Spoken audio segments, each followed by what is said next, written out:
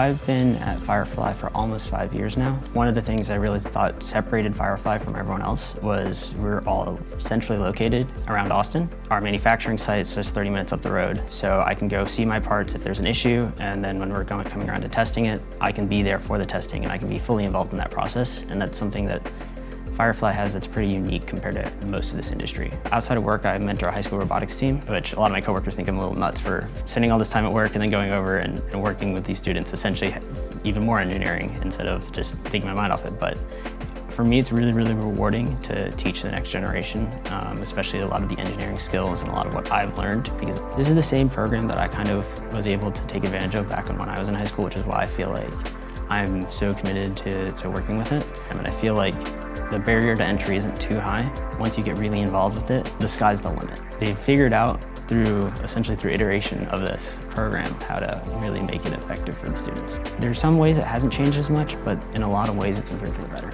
And so this team is a community team, so they draw from a few different schools around Austin and also support homeschooled students, schools that don't have their own team. So it's this nice mix of a bunch of different schools. And so I feel like that's a really, really good way to spread how much support there is, because there's not really any barrier to joining this team. So if you're interested, you can just join. But for me, I feel like it's most valuable for me to work with this community team. I'm Kaplan, and we're landing on the moon.